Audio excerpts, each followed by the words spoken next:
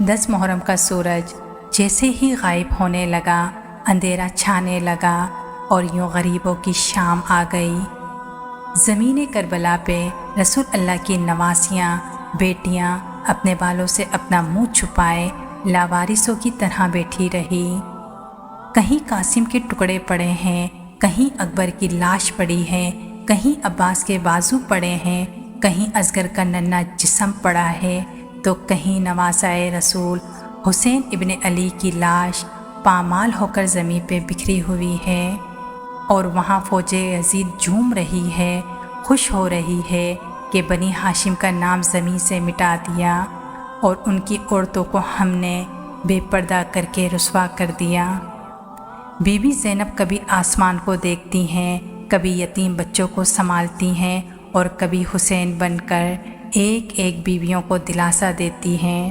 امام سجاد جب امام حسین علیہ السلام کی لاش پامال ہوتے ہوئے دیکھتے ہیں تو یہ محسوس کرتے ہیں کہ کہیں زمین پھٹ نہ جائے، آسمان گر نہ جائے، سورج بجھ نہ جائے۔ وہ اپنا سر زمین کربلا پہ رکھ کے اللہ کی نعمتوں کا شکر ادا کرتے ہیں اور اپنے خالق سے یہ کہتے ہیں، اے اللہ تیرا شکر ہے، تو نے محمد کے گھرانے کو اس عظیم امتحان کے لیے چنا۔ اے اللہ تیرا شکر ہے، تو نے میرے بابا کو، میرے بھائیوں کو شہادت کے لیے چنا۔ بس کہیں زین العابدین سجدہ شکر میں ہے تو کہیں زینب کبریٰ عباس بن کے پہرے دے رہی ہے۔ جب تمام بچوں کو جمع کیا گیا تو یہ معلوم ہوا، جب فوج یزید نے خیمے میں حملہ کیا تو آگ میں کچھ بچے جل کے مر گئے۔ ہر ماں اس فکر میں تھی کہ اللہ جانے میرا بچہ جل گیا یا گھوڑوں کے پیڑوں کے نیچے آ کے دب گیا۔ کچھ بچے مر رہے ہیں تو کچھ بچوں کی لاشیں مل رہی ہے۔ بس پھر بیوی زینب نے سب کو جمع کیا اور کہا، گھبراؤ نہیں، ابھی عباس کی بہن زندہ ہے، تم سب سو جاؤ، میں پہرے دیتی ہوں۔ بس نبی کا خاندان اس غریبوں کی شام میں یتیموں اور لاوارثوں کی طرح ابھی بیٹھا ہی ہوا تھا۔ اتنے میں بیوی زینب دیکھتی ہیں کہ دور سے کوئی گھوڑا سوار آ رہا ہے۔ جب بیوی زینب نے دیکھا تو فرمانے لگی، اے گھوڑے سوار رکو، یہاں نبی کی بیٹیاں سوئی ہوئی ہے، جاؤ چلے جاؤ۔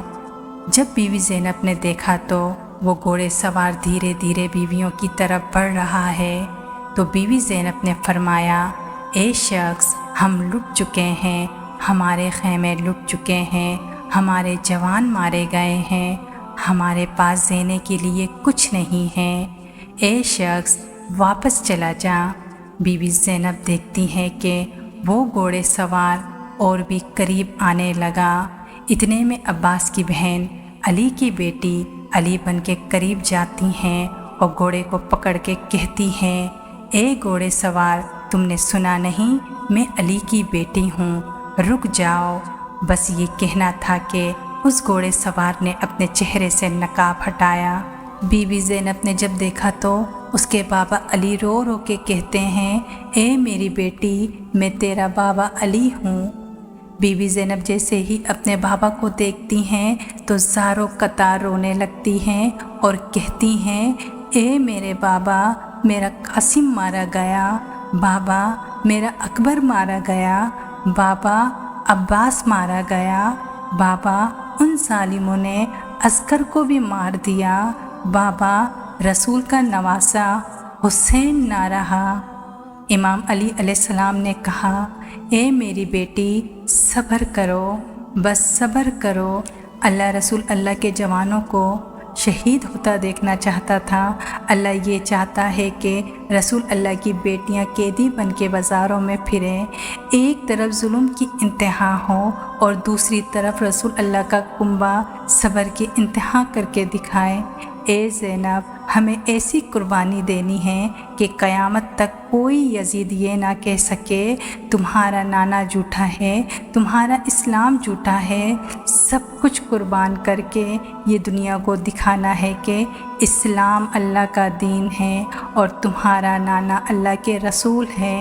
انہوں نے جو کہا وہ سب اللہ کے کلام ہیں۔ سلام ہو رسول اللہ کے گھرانے پر، جنہوں نے ہر تکلیف سہ کر اسلام بچایا، قرآن بچایا، ہمارا دین بچایا۔